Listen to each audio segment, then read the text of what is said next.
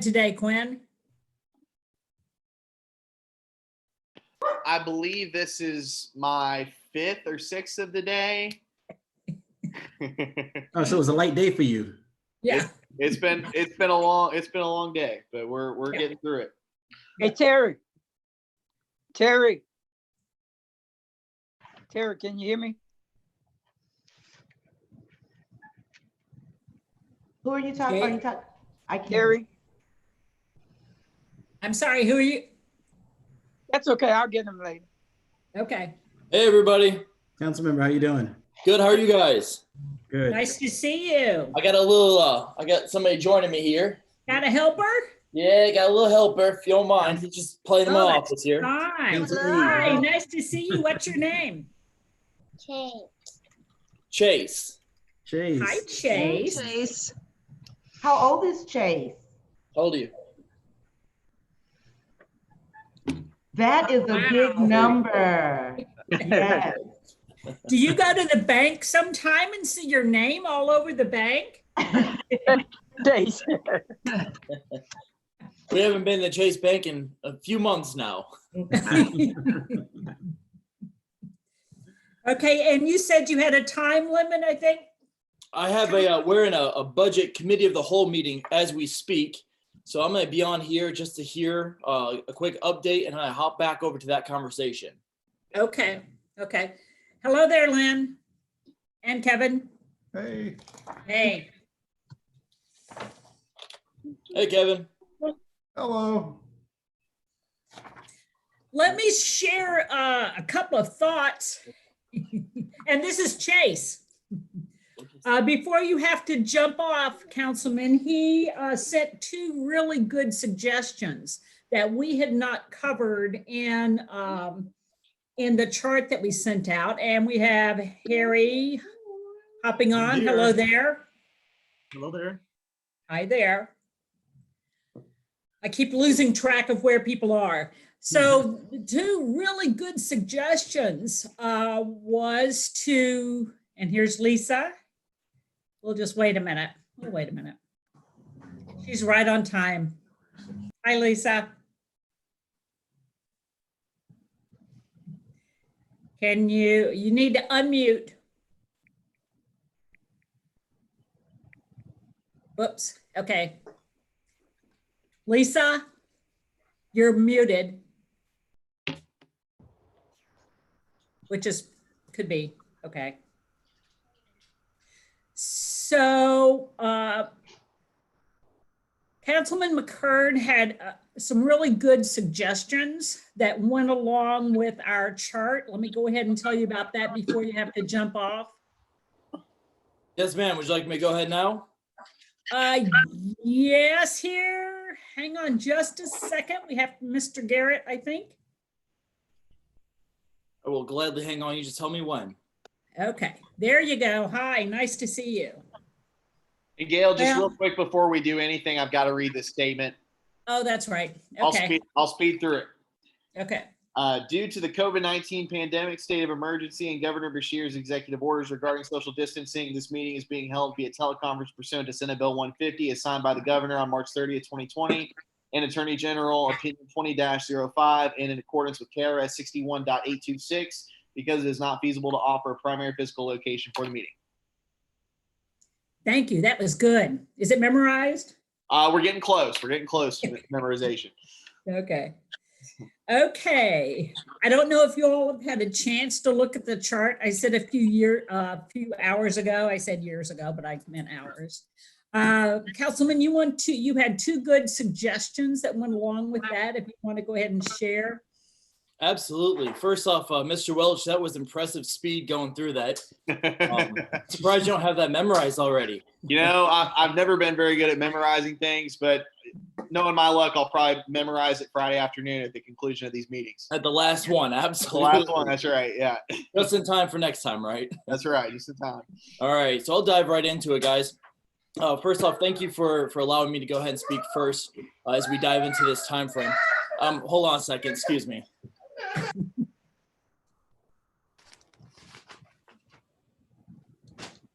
My little man was detained.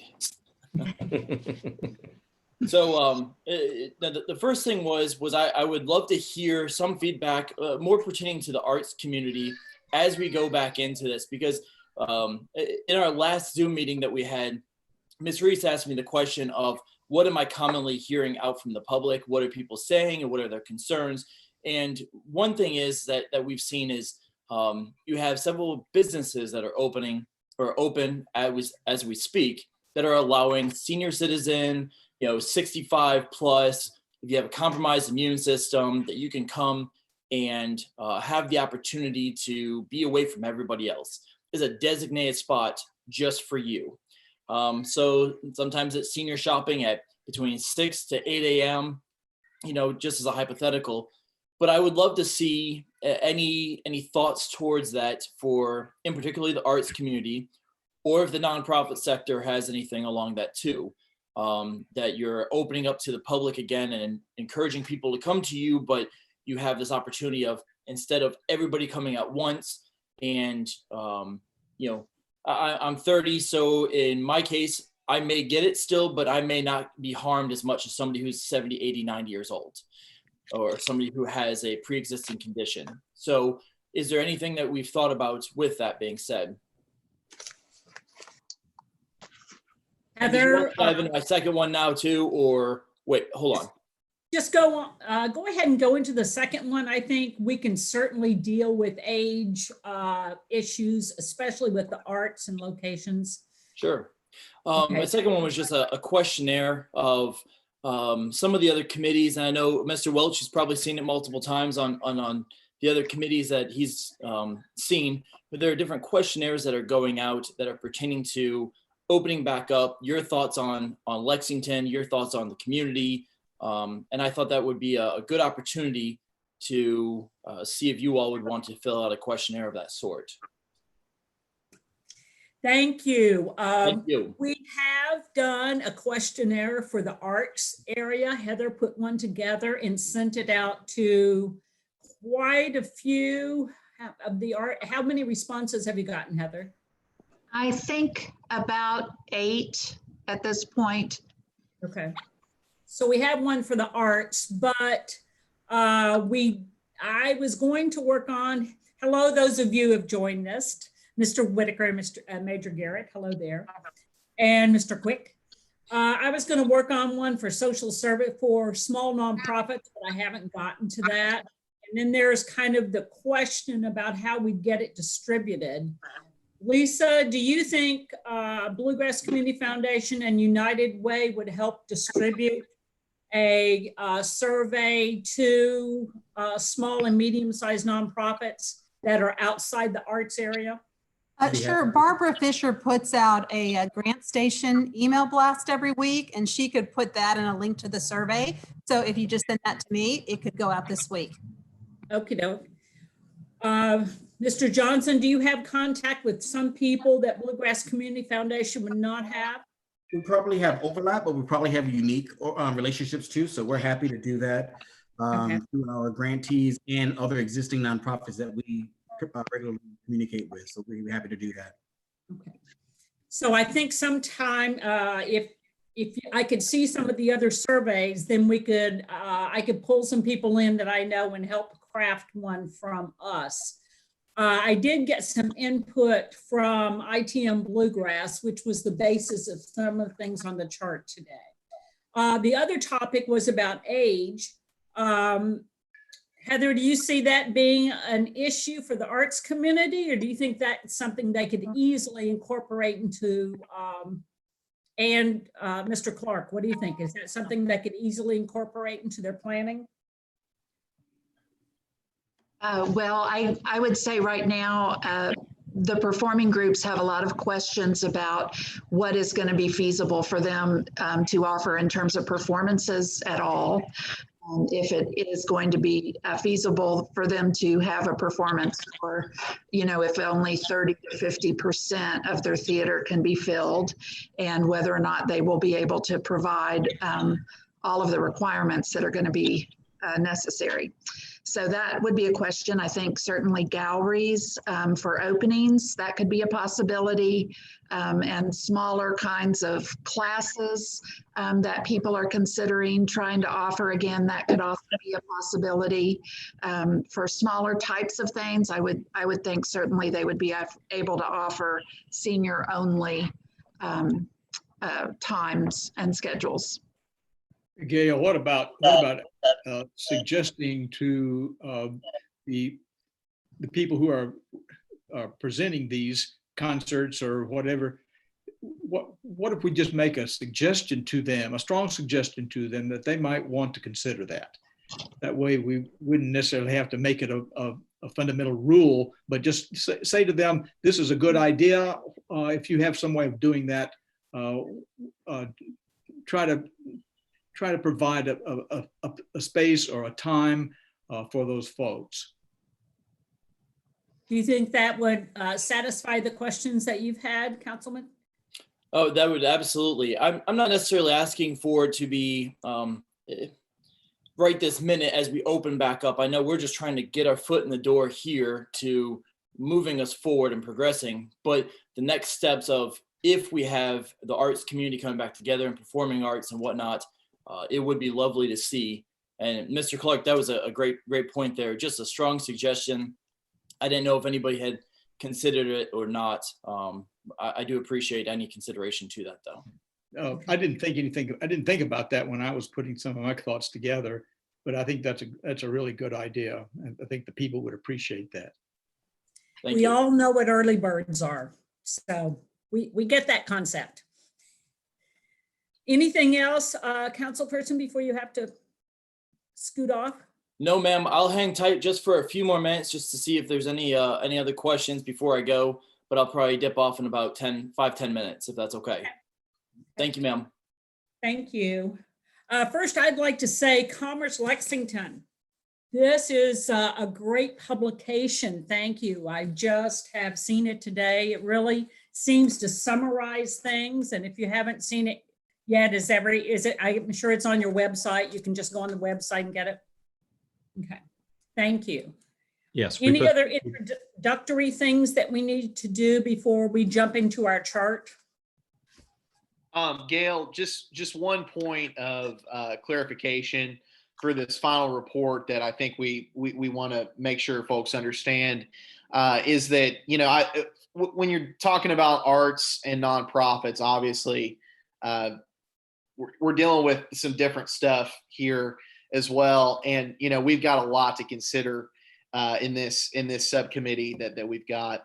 So while we, I think any recommendations that we can put forward to the governor, I'm sure he would appreciate, and I think it would be good just to get those ideas on paper.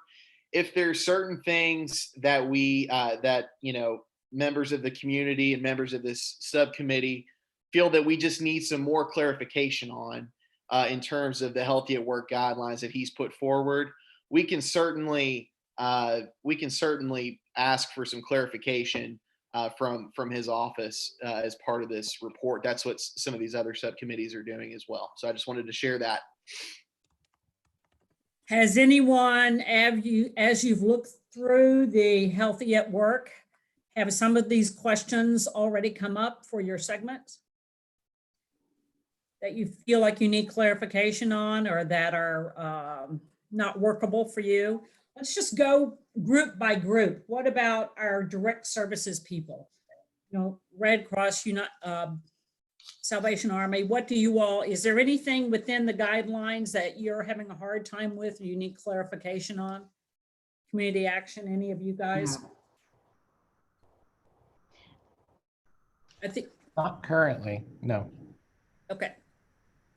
What about our United Way Bluegrass Community Foundation Urban League? Any questions that you would have in the governor's recommendations that you feel you can't comply with or are confusing for you? I don't know about confusing or can't comply. There's one thing that gives me particular heartburn. That's around the taking temperatures.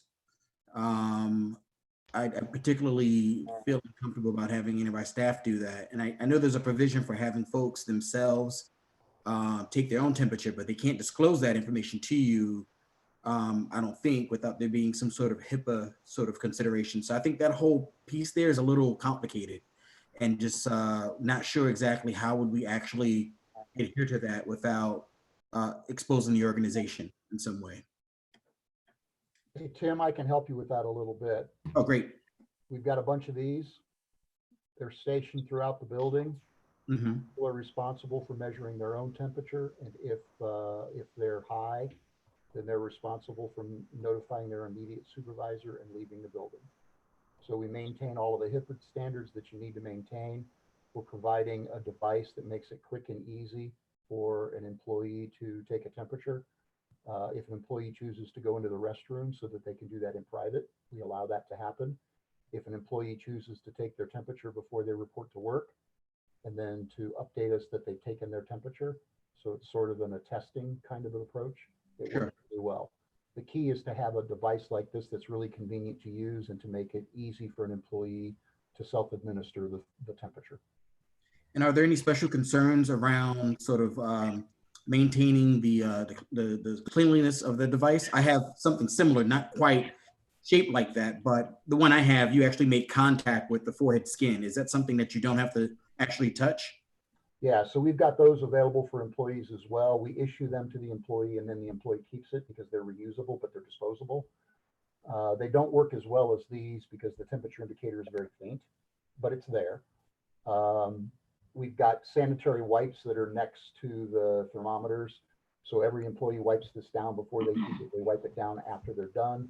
The process works really well. We've been doing it for 2 days, so Okay. we're learning, but it works really well. I can send you or anybody else that's interested the guidelines that we're using, our SOP. That would be great. Could you? Thanks, Mike. It's a little bit invasive, and that's the challenge with all of this stuff, but done in a respectful way, it works pretty good. Mike, I think also if you could send that to Heather, that might be something we can use to inform the group's report as a whole. Yeah, let me allow me to fine tune it a little bit. So I take all of the specific references to God's Pantry, take out of it. I'll genericize it for nonprofit use, but I'm happy to share it. Yeah, that'd be great. Thank you. Thanks, buddy. And So what about Gail? Oh, Yes. I was just going to say, we're doing it a little bit differently. So we purchased digital thermometers for all staff. Now we've got 11, so the size, is a bit different, but everyone has that to take home, and it becomes theirs. And so they can take it in the morning when they get up, and they don't come in if they have a fever, but otherwise they proceed. And so we're counting on staff just to do that in the privacy of their home and not come in if they have a fever. Okay. What about where you can acquire the ones that you have for God's Pantry? I mean, are they expensive? I'm thinking about our small nonprofits or people like that. Have you got a source for them? You have to scramble a little bit. The little strips that Timothy was talking about, those are available on internet-based service providers such as Amazon. Package of 20 costs $12. Okay. They work. These infrared thermometers, there are a couple of organizations here locally that have stock right now. Those are also available on websites like Amazon and others. Prices anywhere from $39.99 up to $150 a piece. It just kind of depends on what your price point is and what the capabilities of the units are. Right. Ms. Reese, Yes. if I can interject just real fast, Mr. Mike, I appreciate that information. I do have a chart that shows masks, gloves, temperatures from a company that the city's been using. I'd be happy to send that out to everyone if anybody's interested for your staff or your members also. Would you just send that to Heather and then she'll disseminate it with the minutes with all of this? Good, Yes, thank ma'am, sure you. will. A Thanks. source. And are you paying for it too? City's paying for it? Guys, I gotta go, okay? That was a slick way out. Thank you so much. Thank you all. Thank you all for what you guys are doing. So looking forward to working with you guys in the future and having the community back open and functioning. Thank you. Is there, let's go to that same question again. Is there anything in the arts community that things from the governor's guidelines? I know that's totally different. Anything that we need to question about the guidelines from the arts community? Gail, if I could add in, Yes, sir. having had the opportunity to sit in on a lot of these task force sessions with the different industries, nonprofits and that, what seems to be coming out is there is this broad need for continued education, communication with us about interpretations that are happening of guidelines provided by the governor or from CDC. And then as we get more into, and I think we're hearing it, as we get more into the opening and going further, we're going to have more questions, especially on the front end. And so we need some navigators. We need to have people who can help all of us navigate. And we also are going to have questions that are unique to us. And we got to know where to go to get those answers sooner than later, because none of us want to be out of compliance or, you know, helping the virus move on. It's just a matter of how can we keep communicating all the information, taking the unique questions, get answers to those. Because again, it's going to be a hit and miss on, you know, the different questions people have. So Quinn, I would just say in our report, to me, we need to just have constant communication of what the facts are or what the guidance is, and then have those avenues where we can get quick answers when it's something unique to a particular business. And Mike, I think it's really good, Gail, too, that a lot of people just now are thinking about purchasing some of these PPE supplies, and they don't know where to go, and they don't know price structures and all that stuff. So I think the more we can help educate folks on that, that'll be very helpful. We're hearing it now. People are really starting to panic. So let me ask, is this, after we finish this report, is that it for this group then? In activity? Quinn? Kevin, do you want to chime in there? Yeah. Who is that, Quinn? I just There's had Kevin. Gail, I think it's, I didn't want to be put in mute timeout like Bob was with Dr. Capilouto this morning. You would bring that up. You know, I think I hear about that. The answer is yes. But I think the hope would be that in some form, we would continue these dialogues. Because I think as we move forward, and this is something, as I've said several times, Bob and I have had several conversations about, there's going to be a need for more conversations. There's going to be a need for another phase because all the answers aren't there yet. And this is kind of a moving target in many ways. Mm-hmm. So would it be possible for this group to be together outside the auspices of the city and have conversations like this? I think, and Quinn and I had another conversation with another committee member today on another committee. We would encourage that. It gives you more flexibility to be able to even bring in more people and do it on your own schedule. So yeah, I think we would encourage that. I think, Bob, I'm looking down at you, but there's nothing bad that comes out of that type of collaboration. Yeah. And, to add on to that, I think, one of the biggest positives to come out of these subcommittee meetings is just the fact that, we're all talking with each other about all this stuff and we're helping each other. So yes, I totally agree. I think if you all want to keep going, I think that's great.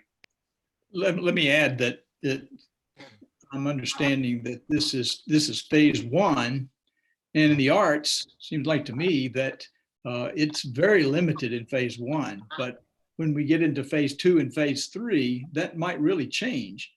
And so I was wondering while I was thinking about phase one, what would happen in phase two and phase three that would change in the arts. And maybe that's a discussion that we ought to have. And Harry, I should be more specific because I can see where it can cause some confusion. When I say phase one in this context, I'm talking about this report, phase one, not to be confused with the governor's various phases of reopening. Okay, yeah. I think the guidance is going to probably keep being upgraded, updated, and it's going to change in some cases slightly, in other cases more. And so for those coming in later in the different phases, again, referring back to when different businesses or groups get to form and operate again, I think there's going to be a lot of changes. We're just going to have, that's why I go back to having navigators. I mean, I'm thinking volunteer navigators who know, or at least having that window into the state to get clarification when we need it. And have you thought about who those folks might be? You know, I have not, because to me, I like your idea. There's a nonprofit group that meets. It's not all nonprofits, but it was, so I know there's a lot of different groups from within, and what we got to do is figure out how do we expand it to include more. There are people out there that want to know why they couldn't get on, and there was no intent not, you know, it's just we had, you know, small amount of number of folks, and we wanted to get a good cross section, and these task forces have been amazing. They've been great. Now we got more people who want to get involved and share more, and I think that, Gwen, that's the strength of this community, the people. If I could just mention one thing, or you'd asked earlier, Gail, about questions in the arts. I will say, I think from talking with a number of organizations, there are a lot of questions about who they will be, whose guidance and guidelines will they need to be following. And so whether the city or the governor, and how to sort of navigate that and understand that. If the guidelines are coming only from the governor and not from the city, then I think they just need to know that and understand that. Or if there are going to be separate guidelines coming from the city, where would they look for that or when? So question, if Heather was on a call with us, would that make it an official city meeting and have to be recorded like this, or could it be ad hoc? Gail, it could be ad hoc. These are official because they have been appointed by the mayor for this specific task. If you all, you know, and we encourage, whether it's Heather, Quinn, I do several, I mean, we encourage our folks to be out and be involved. Okay, okay. So we can ask for city people to help and then help us navigate through some of these resources and meetings going further, maybe in our smaller groups. Because I can think, you know, of you frontline people, you know, I'm sure Catholic Action would like to be involved, and we've heard from Nathaniel's Mission and people like that would like to be involved with you all, people who've been serving the whole time. Is that something you all would be willing to continue as frontline people and help other folks as they go along? From my perspective, sure. Major Garrett, were you going to speak? Just, I mean, I think that this was already brought up that there are a couple other groups that are also meeting. So to be respectful of people's time too, we need to make sure that we need to know who's on multiple groups and who's, so we should figure out whether, you know, it's better to move into separate groups or whether we should get one big group going. Because we don't want to keep people on, we don't want to take people out of their other meetings and things. Are you aware of, are these other city meetings or just ad hoc meetings? City?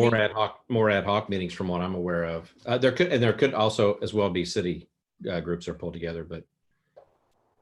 Mayor, Gail, I think the mayor, well, I know because we talked about it yesterday, once this, and I hate to use for confusion, but this phase of this project is done, this is what our intent was, to get a report with the various sector recommendations. So whatever this committee chooses to do or stay connected, kind of like an alumni association, if you will, then they are more than welcome to do that. We'll help where we can, but you all are more than welcome, and we would encourage you.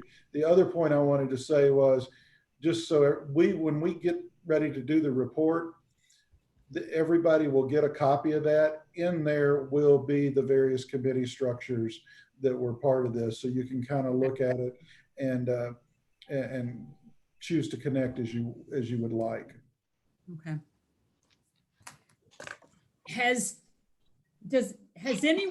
everybody had a chance? Do we need to vote on this? Some of this I just kind of put in from my own experience. Do we need to vote on this, or how should we go about approving this, or how do we need to approve it? Or correct it, edit it? We need more, and Quinn's back, we need more correction, edit. I don't know that unless there's an issue where it's kind of split, if there's not kind of pushback from the committee members, I think it's safe to assume that is what the committee is prepared to have put in the document. You know, since you all only got it a few hours ago, I don't think it's really fair to ask you. Maybe we should do something via email to see if there are any corrections or edits. What do you all think? Under I made another category. So we had Heather and I did indirect services with in-house staff. Example, United Way, Bluegrass Community Foundation, Urban League. But then we had small nonprofits. And that's where, you know, I pull my experience from IT and Bluegrass and put some things in.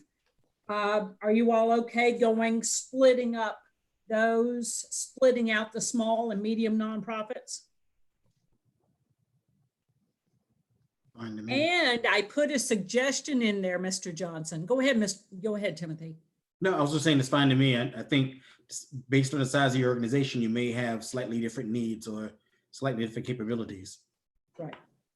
Different sizes, spaces as well. That's a big factor too.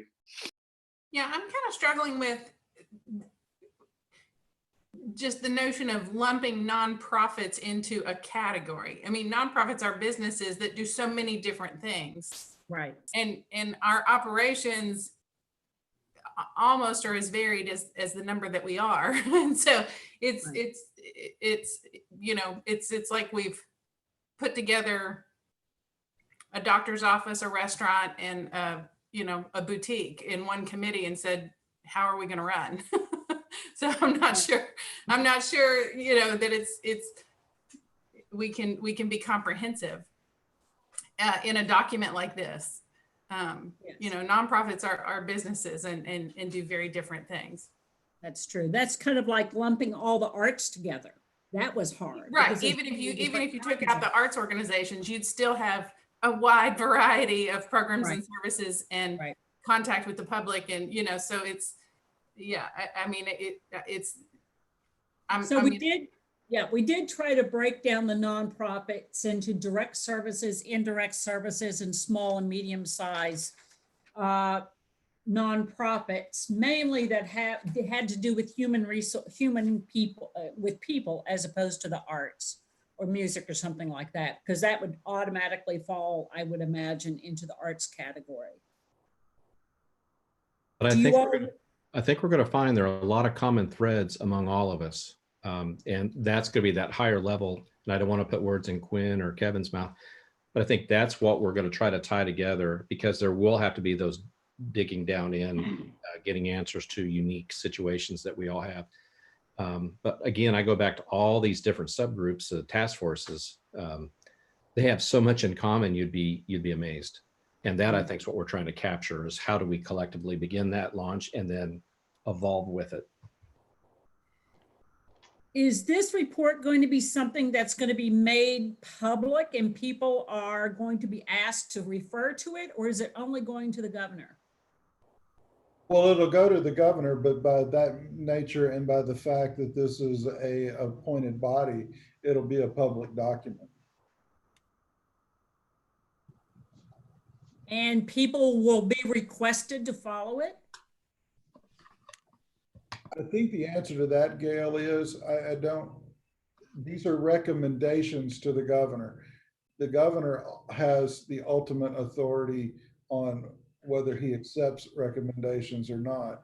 So I think we're going to have to figure out how to communicate guidance moving forward. Yeah, and Gail, just to add some background onto that, the governor, Kevin, correct me if I'm wrong, but I believe it was a few weeks ago, asked local governments and businesses throughout the state to submit their plans for reopening. So as the governor has asked, we've stood up these subcommittees and the committee as a whole to try and give our best shot at doing what he's asked, so that he can better understand the needs of these businesses and organizations as we look to reopen the economy. But I see that Whit has had his hand up and has been patiently waiting. Whit? Yeah, thank you. So my the lyric is kind of and I think it was mentioned earlier how nonprofits cross over and do different services. We're still having a hard time trying to figure out exactly where do we fit in the opening, because we do have a theater, we do small classes, we do concerts. So we do have a gallery. So just trying to figure out what that means as far as where do we fit in that opening plan, and also what does that classify us as far as the nonprofit structure on the chart that we have. Well, I think a lot of that is covered in the arts section, because we did talk about performances, and we talked about galleries, and we talked about small arts classes, art studios. So some of that may cover what you do. I know your organization is really quite complex, and you might find that most of that is covered, but you probably have some things we have not covered. Yeah, I think Harry makes a good point, and I would also point out that I think with the lyric especially, there's so many things that you all do that I'm not sure you all fit in perfectly under one roof, so to speak. I think you might look you might kind of fit in multiple different categories. But I think what this report and what we're trying to do in terms of better inform some of the decisions the governor will be making, I think hopefully what we'll get out of this is organizations like you who don't necessarily fit under one specific roof will hopefully get some better guidance and some more specific guidance from the governor as we move forward. I hope that makes sense. Yeah, it does. It's just because a lot of times we have multiple things going on. We could have traffic coming in, looking at the gallery, and that may be small traffic. At the same time, there will be, a lesson going on or concert in the theater. So it's, and then we just have the different sections, but the traffic crosses over. And so it's hard to say, I guess we could say, well, only on this day we'll do it as the small arts. We'll just have, small classes. Only on this day we'll have that. I guess we can, try to do something like that. But a lot of times we have multiple things going on, like and with our rentals, like, we have a church that rents, and I understand in that situation they would have to follow the guidelines as far as what's being recommended for churches and everything. But we do have a church that, as I mentioned at the last meeting, that holds a gathering for feeding the homeless, which means you get in this traffic off the street. So I guess my point is we could have all these cross segments going on at the same time, and so it's just hard to, I don't know, figure exactly where we stand on how to successfully navigate that while staying within the safety recommendations of the governor. So I think that's an excellent question, because you do have so many components that could potentially, and maybe the suggestion from the group there is just ask for some type of clarification on the operational aspects of a facility that may be educational at one point and still have a performing arts program going. You know, how do you juggle those? And I think that that's a very valid question.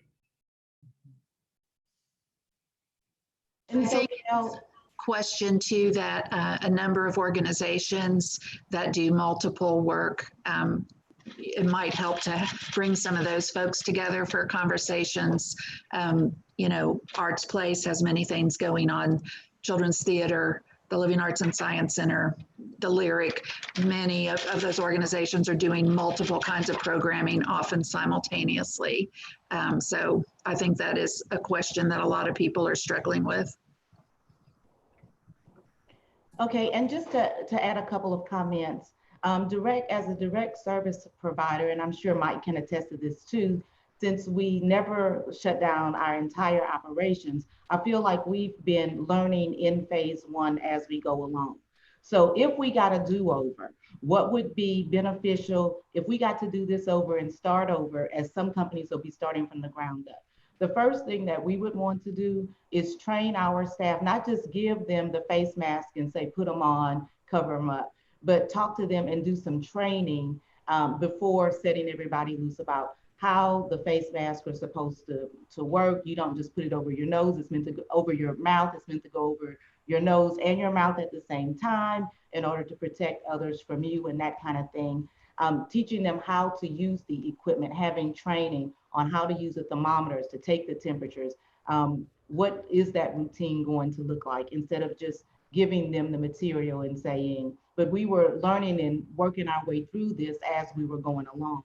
So I think that before any business opens up, having a training session, you know, with their staff would prove to be very beneficial, as far as having written protocols about what staff should do, what those rules are.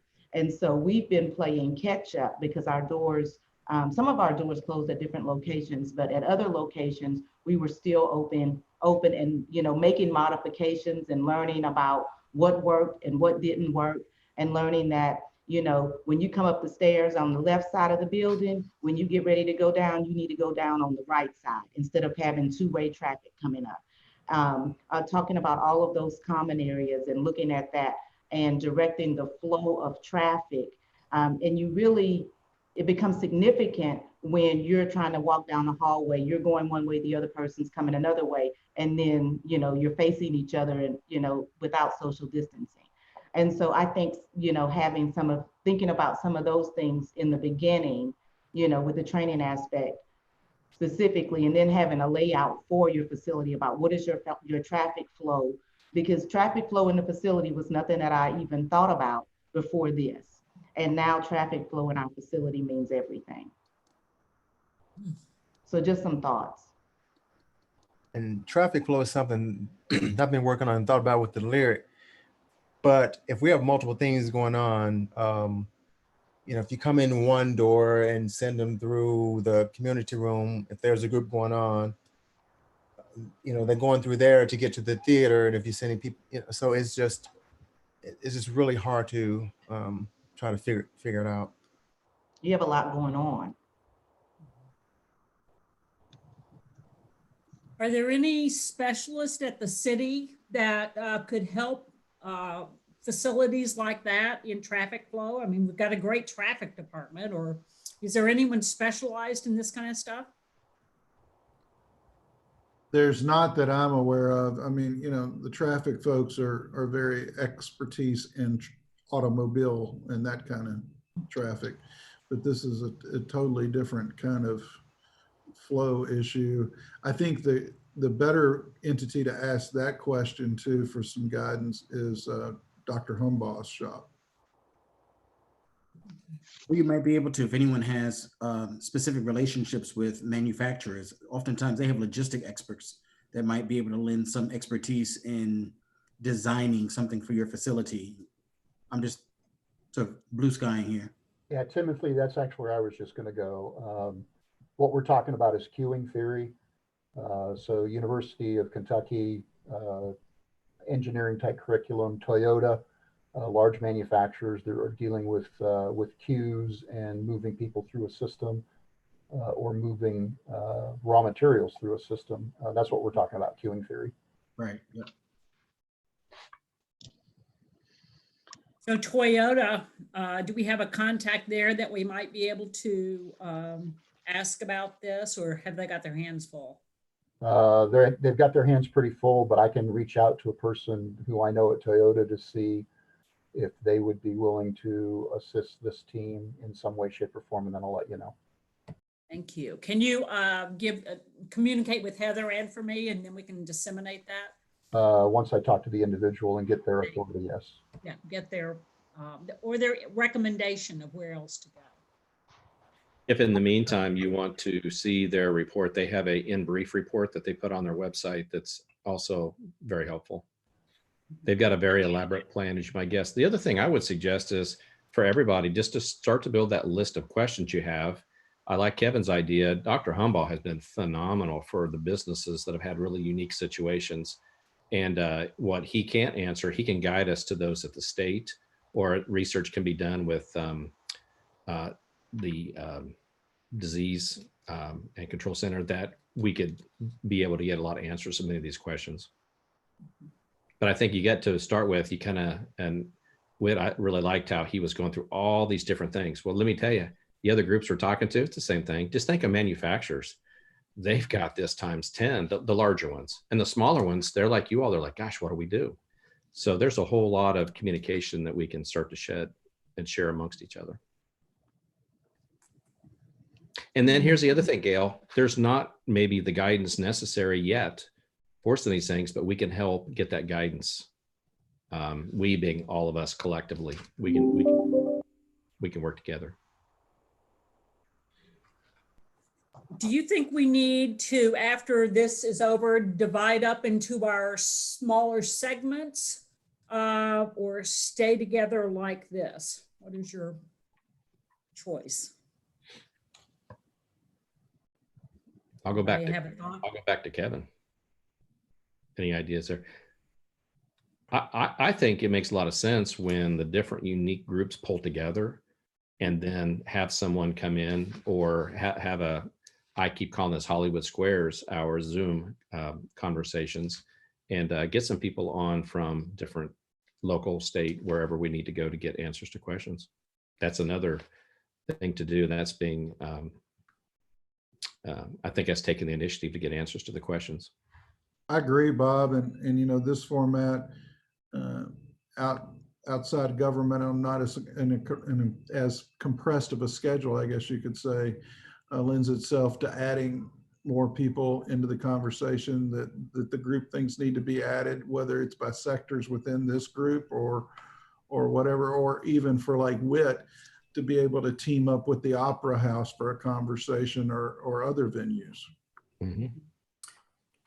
I would like to suggest that there's a group called the Lex Arts Network. It's arts organizations and artists that come together every other month.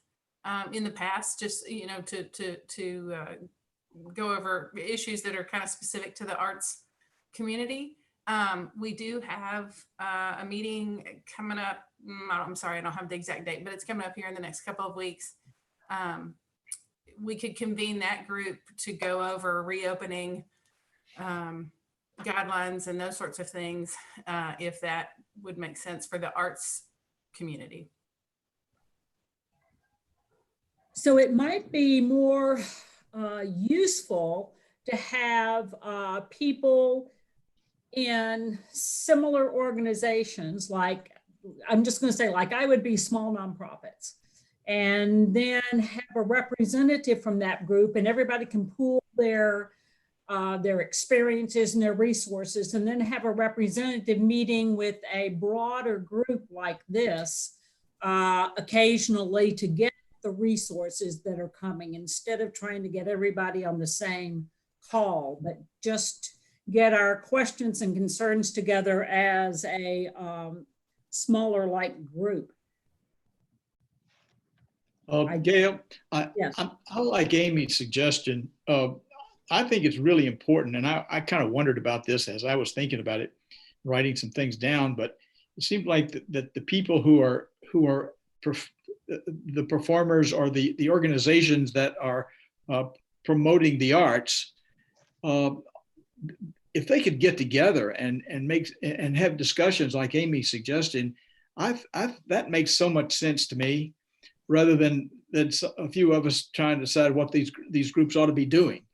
I think as long as they understand the general guidelines that what we're trying to accomplish, then I think each group is going to have different problems that they need to discuss, and that would involve Whit, as a matter of fact, because his is different from the Opera House or Singletary or whatever.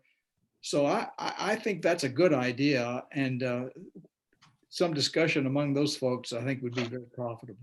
You know, Gail, one thing I think about when we're talking about this is down at Bob's shop at Commerce Lexington, they have things like the manufacturers group that meets together and others, the IT people. They may all do something different, manufacturing related, but it's amazing to sit in these meetings and find out they're different, but how similar they are. And so I agree with what Harry just said.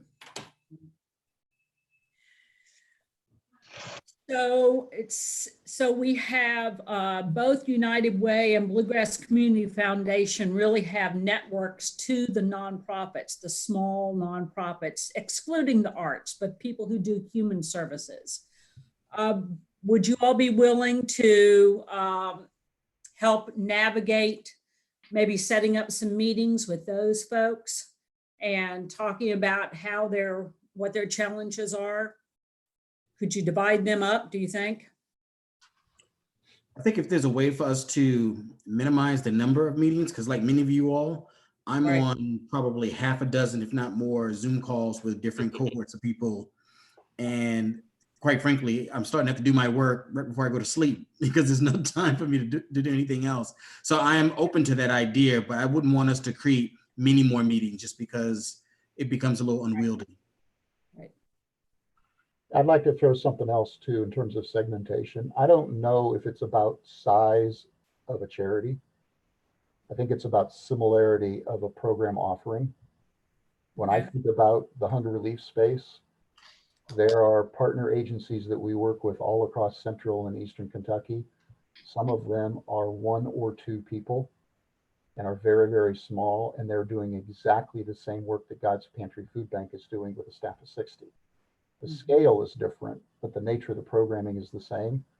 So you may want to think a little bit about whether segmentation by size is the right thing, or whether segmentation by similarity of program is the right way to segment. I agree. And that's kind of what I was thinking when we talked about the arts. No matter the organization, everybody's going to have very similar situations. Something else I'll throw out when I think about the notion of opening. Most of the conversations that we've had today and a good chunk of the conversations that we had last week are about the how. But I think there's 5 questions that any organization ought to be asking themselves as they explore whether or not to open, what size of opening to do. So when we looked at our programming at the beginning of this stuff, the first question that we asked ourselves are, what are the programs that we offer? The second question we ask ourselves is, why should we continue to offer them? The third question that we ask ourselves is, who should we continue to offer them to? The fourth question is, when should we offer them? And the last question was, how do we do it? We've spent most of our time talking about the how. Those first 4 questions are really important because it tells you a lot about what do you need to do today? What do you need to do tomorrow? What do you need to do next week? What do you need to do next month? And what do you need to do next year? And some of the programs that we all offer are critical programs that need to happen right now. And some of them may be programs that society would say, slow down a little bit. And it's up to each of us to make those decisions for our organizations. You just need to have some kind of a framework that doesn't get you straight to how, because you might miss an important question on the what, the when, the who, and the why before you even get to the how. Thank you, Mike. That really helps me kind of frame some of the nonprofit issues I've been thinking about. So we have 7 minutes left. Do you think we should review these on our own time and send email questions, or if we have any edits or deletes, and then make those corrections and pass it on? They're due Friday, right, Quinn? Yes, that's correct, Gail. The only thing I would say is, in order for us to officially kind of adopt this report, we can't really adopt it via email. So really, we have two options that we can use. One, we could either schedule another meeting for later this week to officially adopt this stuff, and we can kind of email and our edits and tweaks and things over the course of this week. Or we could go ahead and give Gail the authority as the chair to go ahead and change what needs to be changed, and that way she can work with the members of the subcommittees via email and do it that way. So really, it's kind of up to you guys on how you want to decide what to do next. Quinn, I think that's what we ought to do. I think if we have suggestions or questions that need to be decided, I think we could just send them to Gail. Then she can talk to you and Heather and come up with a final report. Mm-hmm. I would be for that. Okay. Is there any objection to that? Quinn, do you need a formal motion and a second and all of that, or do we just say okay? I think it's okay just to say okay. I'm okay. Okay. Excellent. I'm okay. No more meetings. Okay. Very good. Okay. So then we'll somehow, then after we finish this, I'll send out some ideas about if you want to meet, who and how, if you have groups and you all have each other's emails, and hopefully we can help each other through this. And whether it be the arts or the human services, and I'm sure we can reach out to the resources we have here and get others from the city as we go forward. So Quinn is the social services, that is, who is the commissioner for social services these days? Is that who we should work with for the human aspect side of this? Chris? It's Chris Ford. Chris Ford. Okay. Yeah. In what regard would you work with him? If we wanted to know what nonprofits were out there and what the city's trying to do when it comes to helping people through this, whether it be the food distribution or medical or the free clinics, or should we work with him with anything, or should we just work among ourselves? I think if you, sorry, my dog is barking as my girlfriend's walking into the apartment right now. But yeah, I think if you want to reach out to him, I think that's fine. He's great to work with, and I'm sure he has some information that he can give you. Because Heather's been very helpful with the arts community. Any other questions, comments, or thoughts you all would like to share? I will then take your suggestions. I'll adopt it and I'll change what we've already written here and have it done by Friday. So just send it to me when you can and I'll work on it. And I think as a community, we are extremely fortunate to have each of you leading the areas where we are. I mean, I'm just overwhelmed by the talent that we have in this community. And you all are just a small part of it. Thank you for everything you're doing. Well, thank you for your leadership. Can I ask a quick question? I assume, Heather, you would be willing and able to meet in the land meeting to, to help us on that. Whit typically comes. Harry, would you like to be included in the land? Yes, I would very much, Amy. Okay, Thank you. very good. Well, I'll when we get this set up, I'll send it out to you. Well, Heather will have the information. So, if the rest of you want to know what we're doing for the arts gathering on this topic, then you can join in if you'd like. Be good. Heather, would you like to share that document that you did attach to this form just a second, or tell them what that is? Yes, Larry Snipes shared with me a document, and now I don't have the name right in front of me, but it is for special events, emergency management, but it was very much, it was the Southeastern Theater Conference that distributed it. So it is very much geared toward performing arts organizations. So I haven't read all the way through it, but it was very comprehensive and covers a lot of things like communication, down to what you should be cleaning within every building. So Larry shared that with me, and it actually says on it, please share that the folks who wrote it. So I'd be happy to share it with all of you. And I think it was really great because it was specific to arts organizations. And it is on the spreadsheet under the second column of resources. So it's on there, the exact name, Event Safety Alliance Reopening Guide. So it's right there. I thought that and other resources, if others of you, I think Kevin had mentioned yesterday, perhaps being able to put some of these resources on the city's website. So, we have a special events page that I would think, this could certainly be helpful to be able to share some of this information and make it accessible. So if you all have other kinds of documents like that would help other organizations, let me know, and I would be happy to see if we can get those posted as well. Thank you. Right on the dot, 4 o'clock. Yeah, Heather, please send that to me as well. We'll put that forward for the land meeting. Great. Mm-hmm. Thank you, everyone. Thank you. And all. I'll be in touch with Lisa and Timothy to get the social services survey. Thank you. Thank you all so much. We really appreciate it. Thank you. Thank you all. Thank you.